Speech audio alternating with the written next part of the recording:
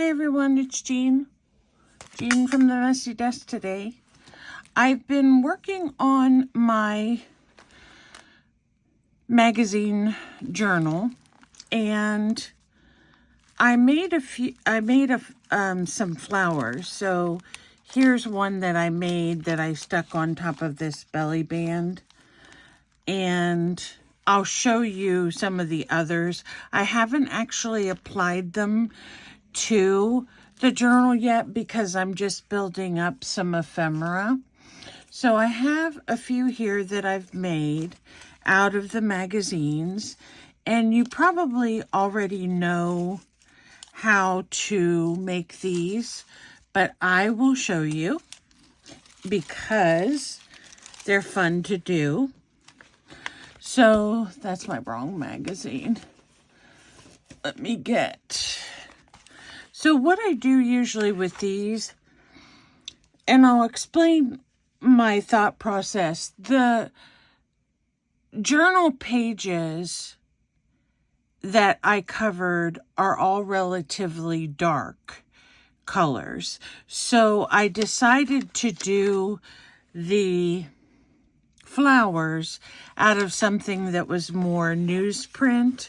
So I just came back here to the advertisement section, and I cut out or tore out some of the ones that were either black and white. If they have a little bit of color on them, that's fine. So I have these two here, and then I fold it in half, and then I fold it in half again, and then fold it one more time, and then I just take my scissors, which are over here, and I just kind of roughly cut some sort of flower shape. It doesn't have to be exactly round. It doesn't have to be even petals or anything in particular. Just cut until you get a shape that looks like a flower. And when you do, let me bring up a piece of paper that is a different color here. When you do, you get all these different layers. I've got string here too because I was working on some ruffles. So you have all these different layers. So the first thing I do is I take some of these bottom layers and I just start by scrunching them up. The nice thing with magazine images is that when you scrunch them up, they don't tend to, sorry about that, I got a little crooked. They don't tend to rip. Now, on some of them, I'm going to fold them in half, and I'm just going to cut around the shape a little bit just to get a smaller piece. And I'll do the same thing, just scrunch them up and make some different sizes here so that they're not all the same size when we put them together. And I have seen people do these and add water to them. And I think that with this process, you don't need to spritz them with water or anything. They wrinkle fine, and we don't have to do any of that fancy extra stuff. Now, here's the time where if you want to add any color to these, like with spray inks or something that you might have, this is the time to do that. You can just give them a spritz. I like to do them when they're wrinkled because then it gives it kind of accentuates where the bends in the paper are. So let me see if I can find some of these smaller ones we cut up. And they don't have to be exact flower shapes, because once you start layering them, they look really interesting. Now, what I was going to do is I was going to go ahead and secure all mine with a brad, which is what you see. I think I used like 4 or 5 layers. Let me see if this is a big one or this one's a medium one. Oh, like this. And then I just take my, where's my pokey tool?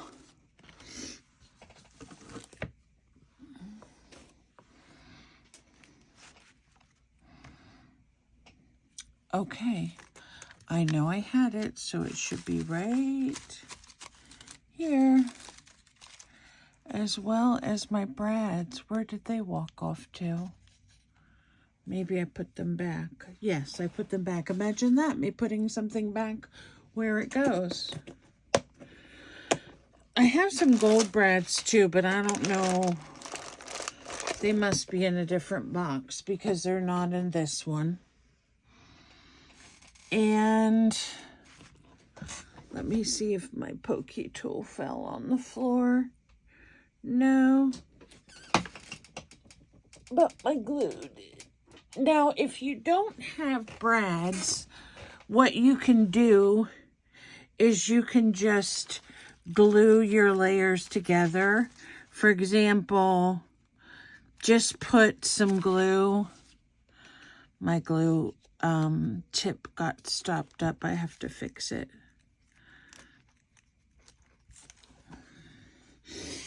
I have other glue here. Let me see what this, I don't know what this glue is, but we'll just squeeze some of it out. And you put your different ones on top like this. You kind of angle them in different directions so that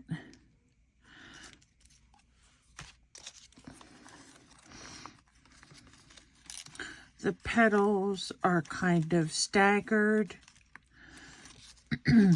This is the last one I'm going to put on.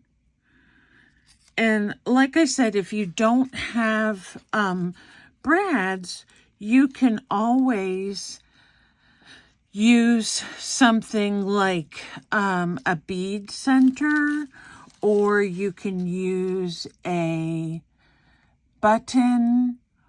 Anything that you have that'll work for this process is fine. You just need something for the center and to make sure that they stay together. And then what I like to do is I kind of like to crunch them like this. And so it makes the different layers stand up. And I really like the black and white ones. So here we have one. I think we have enough to do another one. But I'll show you again how I cut them so we can get all these pieces. And then you can try it yourself. There are other ways you can make flowers as well. Cutting them in different ways. I just found that this way of kind of cutting a shape that looks like a flower, at least it gives you some options for some petals. So here we have a nice base. Oh, that glue is popping out of there. It must have been under pressure a little bit.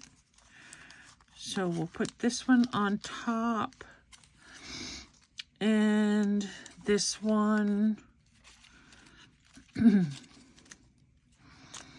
And this one. Now keep in mind, I mainly made mine that were crunchy and more three-dimensional for the cover. so that I can design a cover. But if you're putting them inside your journal, you will probably have a flatter one, or want a flatter one to use, because the crunchy ones are going to cause some dimension. However, because this is a magazine page that you're using, when you close the book, it will probably flatten it anyway. Here's a really nice one. This one came out really nice. So if you want to color them, you can. I'm trying to leave everything natural and not use anything other than, you know, what is required for the journal. For example, I will be using some hardware, meaning I will use brads, clips, paper clips, probably, in the journal. Another thing that I'm making, and you can do this as well with your hands, I sewed a bunch of these ruffles just out of I don't know if you remember, but there was a page that I liked that was French enamelware. I liked the red and the white together because I think, again, it'll help brighten up some of the darkness of the journal itself. So let me just show you what I had in mind doing with these. So with these, I had in mind, for example, this would look really nice with a ruffle on it. It'll have to be trimmed a little bit because it's too big. But some of these pages, and also where you have your pockets. Let me see if I also this is another reason why I wanted to make these. Remember I told you how my cutter machine chewed that up? I can just put this right on the edge and it'll cover that up. So that's great. I'm so glad about that. So right here is a pocket. If you wanted to, you could take this and just run it across the pocket so that you would know which ones have a pocket, all the ones that have a ruffle on them. Here's another one. And see how this red and white kind of brightens up the dark colors that we have in the journal. I hope I wasn't out of frame for you guys on that.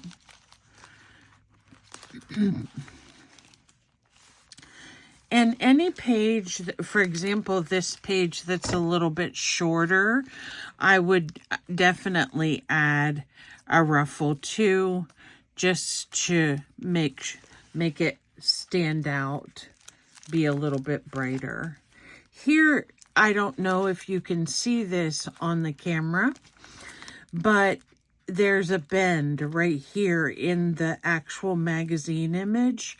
So I probably would put something down like this, or maybe even a belly band.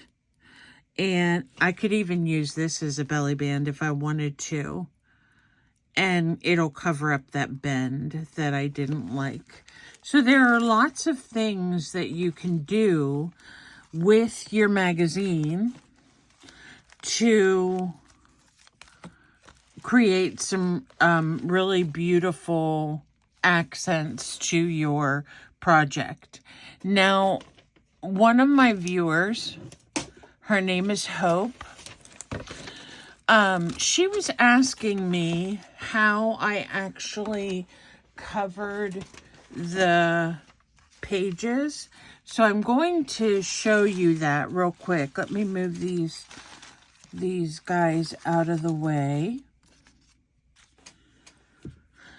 So what I would do for a cover is I would choose some type of cardstock that I had. Let me see. I have this kind of pink plaid. So depending on how big, if this is going to be the cover, depending on how big you want the journal to be. So I'm definitely going to trim it down somewhat. Is that straight? And let me fold this in half about here. But we'll go ahead and cover the whole thing so that we can use the end as a pocket. Okay? So take your base cardstock, whatever you have, cut it to the measurement that you want, and then you can either trim it so both sides are the same, or you can leave this length here that we can then turn into a pocket. So just so you know, for inch-wise, this is about 5.5. And of course, this is a 12-inch sheet. So 5.5 inches wide, up and down, is a great size for a journal. And then as far as length is concerned, it's 4.5. And I like to work smaller, so that's why I would choose the 4.5. So let me see. It is 4.5 this way, because we're going to bend this into a pocket, and 5.5 this way, because we want to keep it to a smaller size. And this is helpful too, because if with the size of a magazine, which is normally like an 8x10, it helps in covering the page as well. So what I'm going to do is I'm going to take this image and I'm going to use, let me think here. I usually go a little bit farther than what the bend is, because it's hard to glue right on the on the bend. So let me explain that. So when I'm making this, I can either go this way,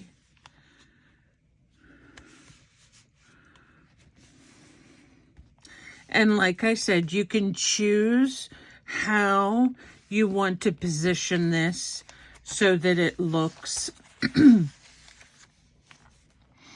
appealing. You know, you don't have to keep it, you don't have to necessarily know that it's scalloped potatoes or, oh, potato au gratin, sorry.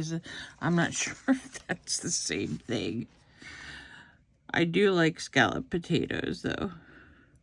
So I'm just going to go around the edge of my paper just lightly with some glue, not anything heavy, because I don't want the magazine page to be super wet.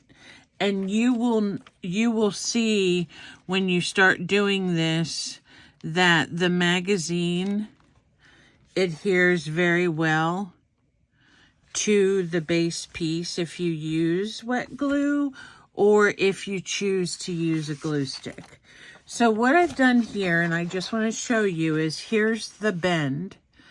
So instead of trying to get two pieces, because obviously this isn't long enough, rather than trying to get two pieces that will butt up against each other on the end, I turn it over, I make it go a little bit further than the bend, so then I don't have to worry about two pieces and trying to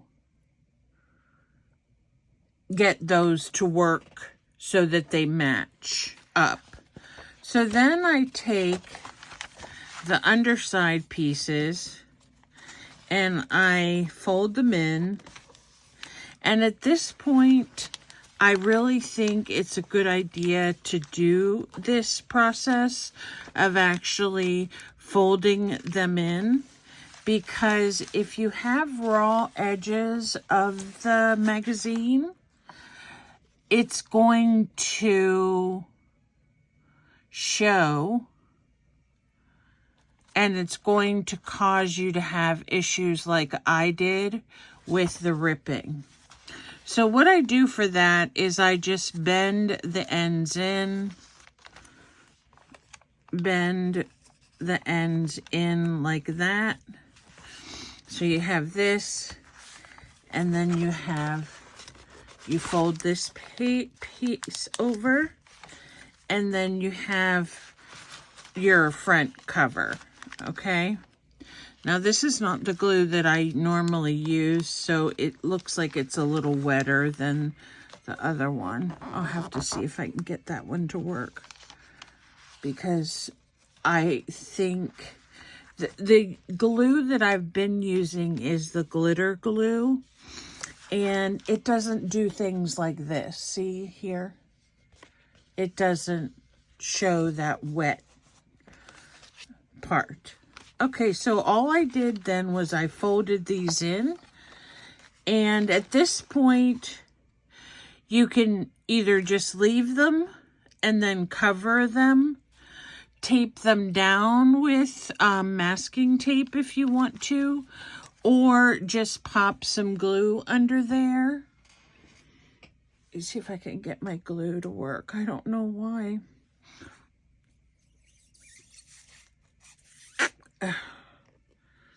It's plugged up. Let me see if it'll come out now.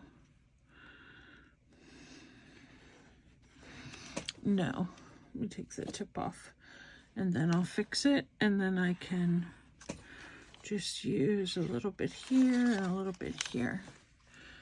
This glitter glue is nice. I didn't realize before, but it also doesn't wrinkle your paper, and that's something you really need when you're doing a magazine journal, because you don't want it to wrinkle your paper. Now, once this is all dry, I'm sure we won't see the imperfections in it, although personally I kind of like them showing through, but we'll see what happens going forward. So here I have a little bit skinnier piece. I tore the edge off of it, so I'm not sure if I can use it. Let me see. And don't want to use it that way. Okay. What I'm going to do, and I'm just kind of funny about this, if I can get it without any wording, that's what I want to do. So I'm just going to cut the bottom off where it has the wording, and I'm going to flip this over. Okay, so it fits pretty good. And what I'm going to do first is I am going to bend this over like this, so that when I put it on here, it looks like it's so that the seam is stronger. By bending that little piece over and then applying it to the back, it makes that seam a little bit stronger. Now, the good thing with this process is that we will later, after we sew in the signatures, we will be taking the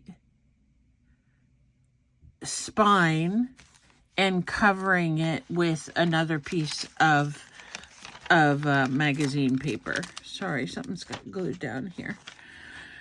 So then just do the same process of wrapping this around and folding it in.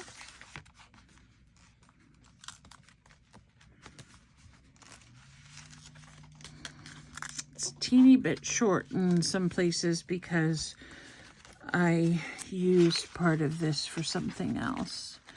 That's okay. I think it'll still work. So let me run just a tiny bit of glue here. You only need enough to get it to stick down. Put a tiny bit here so it can stick down.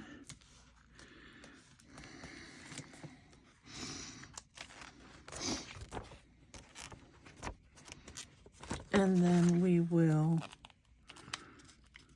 we're going to kind of do this like triangle here and triangle here, and then fold it where it needs to be folded. So we can fold it in like this. If you ever, I don't know, if you put covers on your books, this is kind of the same process. But why would that make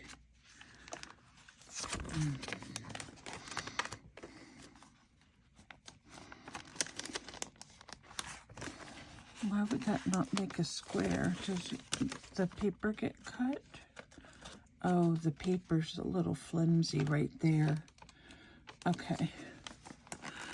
Because I'm using stuff that I've had stored for a little bit, so that end was dog-eared, and it's making this be weird. Stop being weird. Okay. And now, try to get a corner on that this time. Okay, so you can just paste this down with a bit of masking tape if you want. This is all glued down. So now we have what we consider the front and the back. So at this point, because we've decided our book is only going to be this one particular size,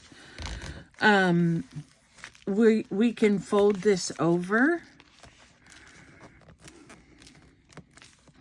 and this will be one of our pockets then that we'll have on the inside cover.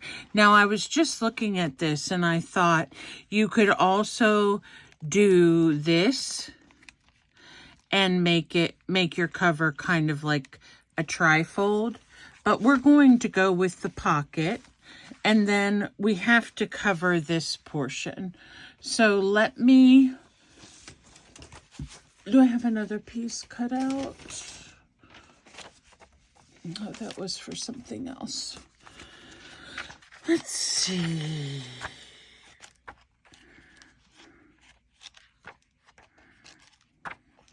Let's use the bicycles.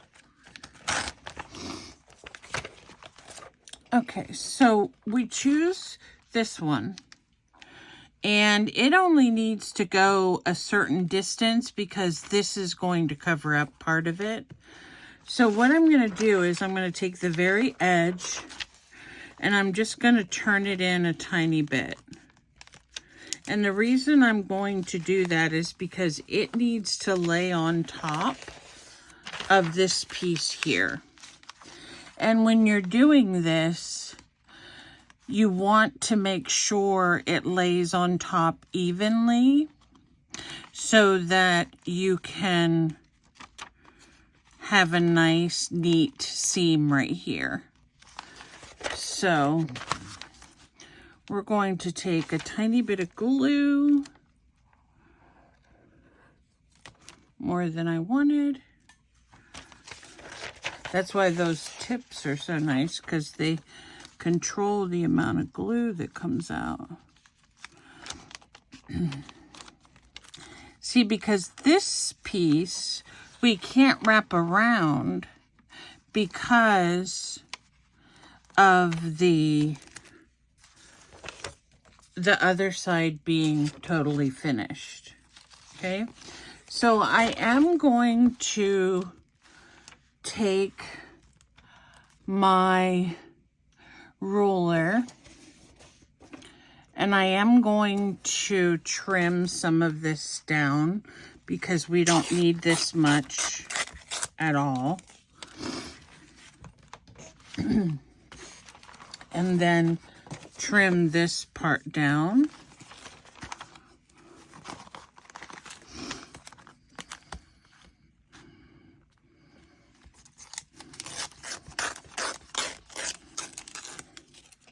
Okay. Doing magazine journals makes a big mess on your desk, especially if you don't have a lot of space. So after I do that, I then go ahead and bend down this side. I bend down this side to meet this seam, and then I'll be able to glue that down. Just make sure it's right.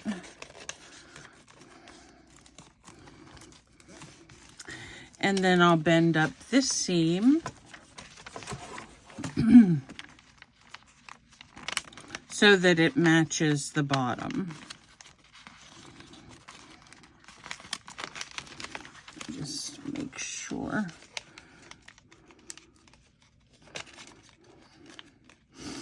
Now, there may be easier and better ways to do this than just like eyeballing it. I mean, you could measure it and then you could bend it, but I might be one of those persons that does everything the hard way. I'm not sure yet if I am, but I might be.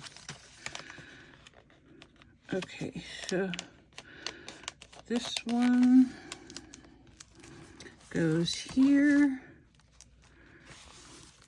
And this one looks a little crooked because I could tell from the roof of the house. Okay, so there, that looks pretty good. And sometimes you don't have to worry about the preciseness of certain things because in the end, you might end up covering some of it up with like a belly band or a journaling card, or you might make a pocket and you want some of that to show, you know, some of that will be covered up.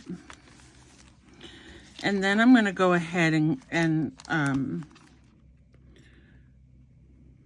put some glue on our pocket.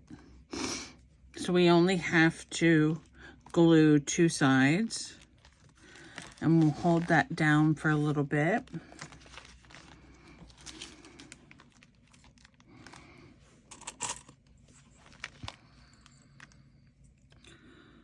These little clips are handy for things like this, or paper clips.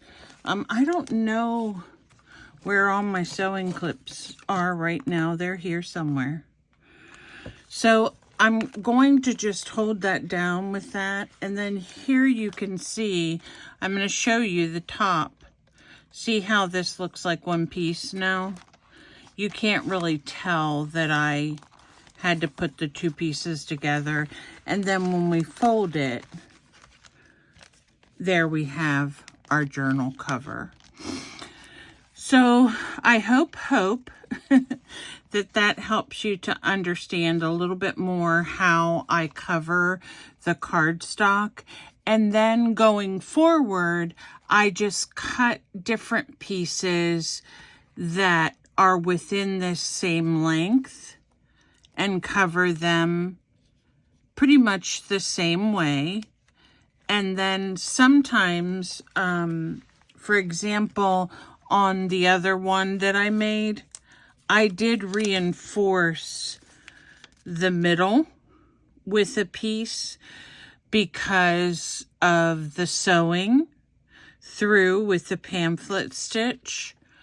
I also then, after I finished with the pamphlet stitch, see this part here where it doesn't match up with the vegetables, the basket.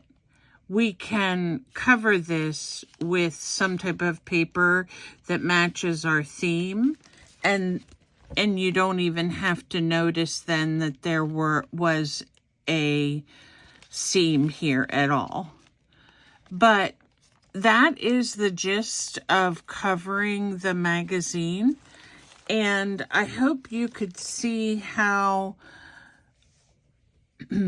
like for the bicycle one, we chose just to use the middle section of the page with all the bicycles on it, not so much the house, and then you get this interesting look on the inside of your junk journal. So the magazine journal is a lot of fun, and it's a great way to repurpose something probably all of us have. All of us have some type of magazine or newspaper or something laying around that we can use to cut up and cover. Another thing you can use for your pages are file folders. They work really well. Cardstock works really well. I'm trying to think of what else I've used. I think I just used my cover, I think, is a file folder, and then the rest is all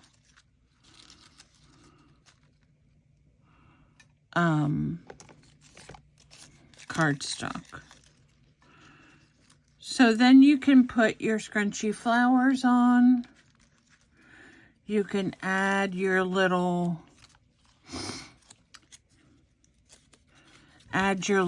strips if you want to, and those little strips can be done by hand.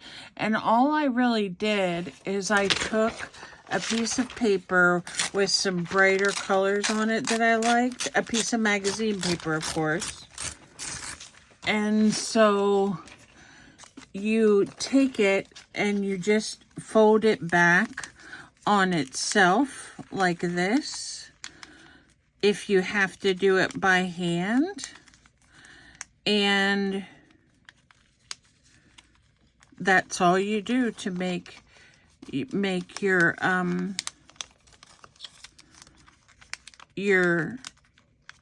ruffle, is just fold it back on itself and bend it forward, fold it back and bend it forward, and you always leave a little step when you go, and then there you go. You have this little fan that you can use for, glue it if you need to, whatever, and then you have this for your journal. So that's all I have for you tonight. So I'm going to make this part 2A because I didn't know that I was going to show how to cover the cardstock. So I'm glad someone asked me, because I just sometimes take for granted that if I can do it, other people can do it. So it's a lot easier when someone shows you the way. Okay, guys. Well, it's so nice talking to you. Hope you check in with me again. And that's all for now. Have a great evening. Bye.